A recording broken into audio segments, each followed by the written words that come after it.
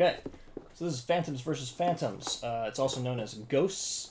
I think there's also a Jekyll and Hyde version that's really old and terrible. I wanted to make a video of this because there didn't seem to be a whole lot of information about this newest edition of it. So here we go. I'm going to set it up for you and show you what it looks like. The game itself is not terribly complicated. In fact, I think it is probably best marketed for children. But all the same, we have the board here, which looking at the different boards of all the various versions of the game that exists, since it's existed technically since the 70s, even though it was called a different thing back then. I think this is probably the most attractive version, so the board is a nice component. Here we go. We've got these little ghost mans. Some of them will have blue pegs in the back, and some of them will have red pegs in the back. And if you buy a brand new copy, it won't have any pegs in the back, and you'll need to do that yourself. The game will even come with spare pegs in case you mishandle them somehow. Anyway, the way that you set up the game is you're going to have 3 reds and a blue like that, and 3 blues and a red like that. And I'll turn them so that you can see. That's what I did. I might even show a different shot to get a close-up of that, but both players are going to set up their ghosts the same way, so you'll know what the other person's ghosts are at the start of the game. But a key component of this game is that once you get past setup, nobody gets to see what your various ghosts are anymore. So you're going to have 4 red ghosts and 4 blue ghosts, and there are 3 different ways that you could win a game of Phantoms versus Phantoms. One would be to get your blue ghost all the way to one of your opponent's exit squares. If you get a red ghost over there, nothing happens. So, but if you get a blue ghost over there, you immediately win. Second way to win the game is if you manage to capture all 4 of your opponent's blue ghosts. And I'll talk about how that works in a second. And the third way to win is if you manage to get your opponent to capture all 4 of your red ghosts. So you want them to take your red ghosts, or you want to take their blue ghosts, or you want to get your blue ghosts to one of their 2 corners. The way that a turn in this game works is you just move your ghost. And if you move onto a space where your opponent has a ghost like that, you would capture it. And if it were a red ghost, you'd be frustrated and you'd go, ugh, because you're now that much closer to causing your opponent to win. If it's a blue ghost, then you celebrate a small victory because you are that much closer to yourself winning. The game just goes on like this, players interchanging movements until somebody wins. And that's the whole game. You want to go for it? Do I? Yeah.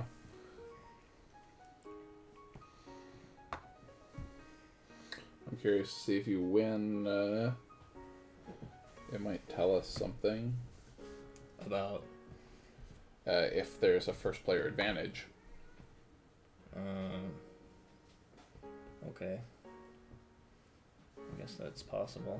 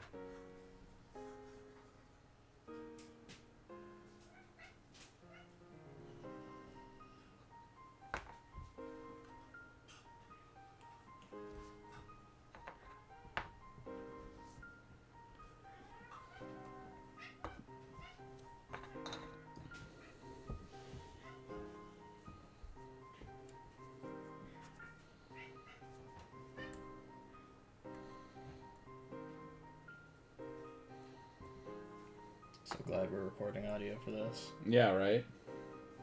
I guess we could have witty banter. You hear the one about the ghost? I didn't. You won't boo. Is that a joke?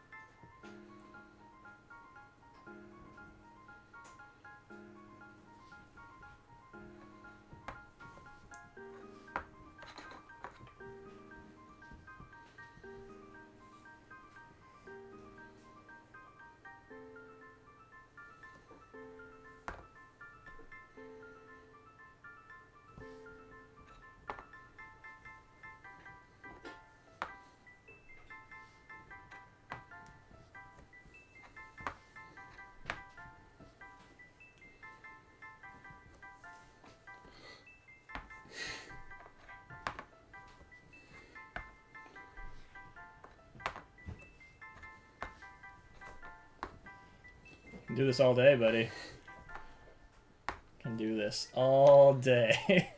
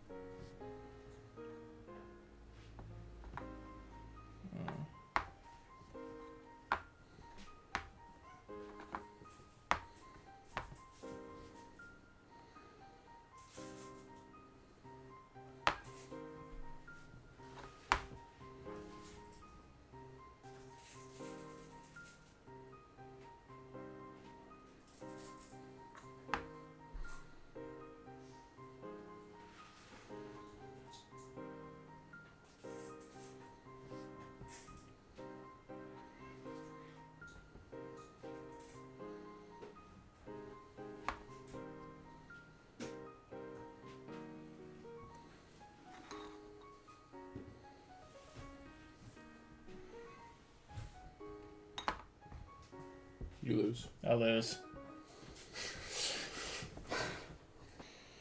You think of a good ghost joke? I don't have any ghost jokes. Okay. Quick, look up a ghost joke. So Phantoms versus Phantoms! I might have been too excited. Phantoms versus Phantoms. Yeah. So, I mean, there's not a lot here. It's a little 15-minute at most blind version of chess, right? Yeah, it's kind of like chess for babies. Yeah. And I don't think that's necessarily bad. I don't think it's necessarily necessary either. It's true. So, I mean, that's going to be my overriding argument is this game is so... It doesn't bring anything really unique to the table. And there are just better strategy games out there. Sure. I would recommend someone just play chess than this. I don't know. I mean... And I don't even like chess I at don't all. like chess. But still, like, chess has all the strategic depth to it, and all this is doing is removing the...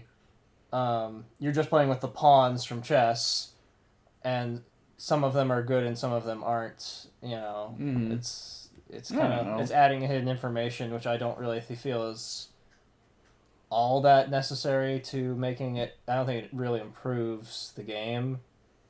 I don't know. So I mean, there's not a lot here. Yeah. But for what there is, I found it a little bit enjoyable. you and I talked about would it be better if you didn't know where the other person's pieces started, if you had no information, or if you had half of the information, if you knew some amount less. If you knew like where 2 blue and 2 red were, but you weren't sure what the other ones were. Yeah. I came to the conclusion that having no information is just pointless because it's just random chance. Yeah. At that point it becomes much more of a bluffing game because you don't know if that person is rushing a guy toward the exit with the intent of making you take him or because they don't want you to take him. But I don't think that made it better when we tried playing with that. I almost feel like it... I think it'd be more interesting if you knew what the front 4 were, but not the back 4. Mm-hmm.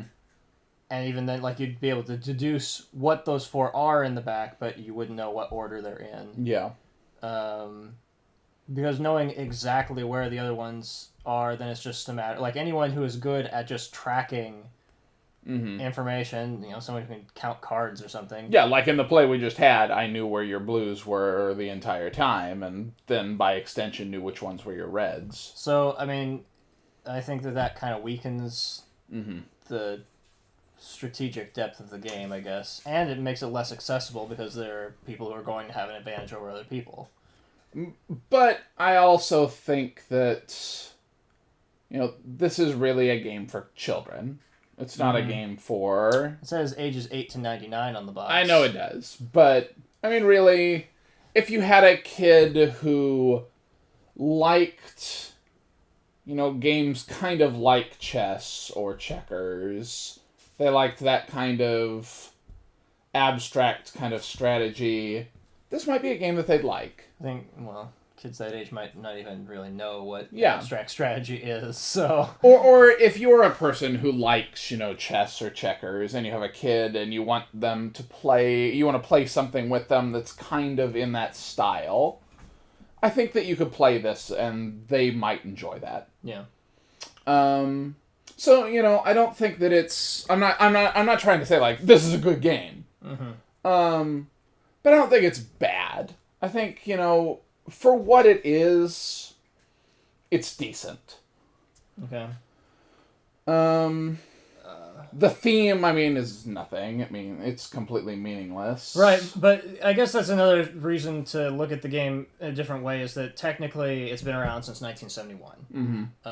It was in a different form. It was actually kind of much more rudimentary in its original form, and then the edition that we're basically playing a version of is the 1980 Ghosts. And it hasn't changed since 1980, other than components, which is the primary reason why I want to make a video of this, because there's no information about this new edition, even though it's been out for years. Yeah.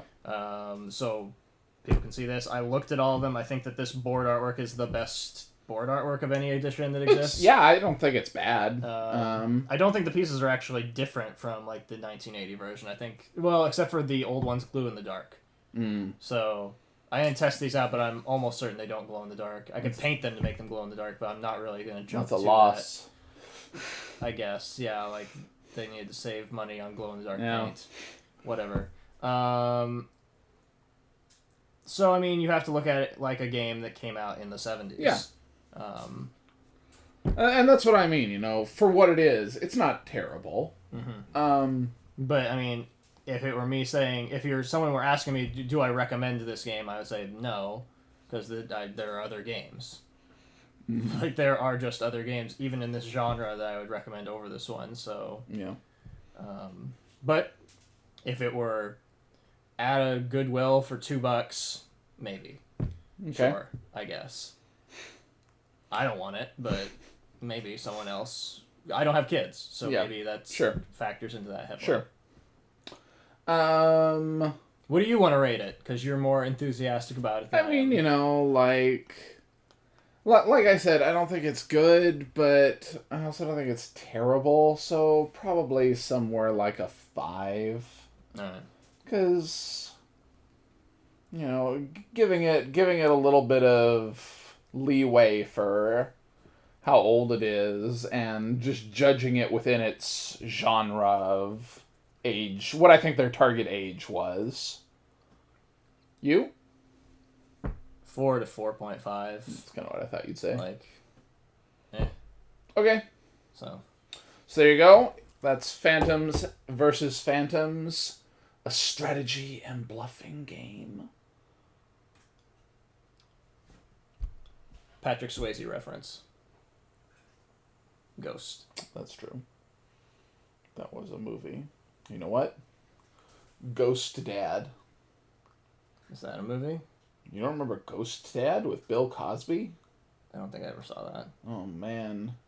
He's, like, in a hospital bed in a coma, and he has this out-of-body experience, and he, like, bonds with his family while he's a ghost.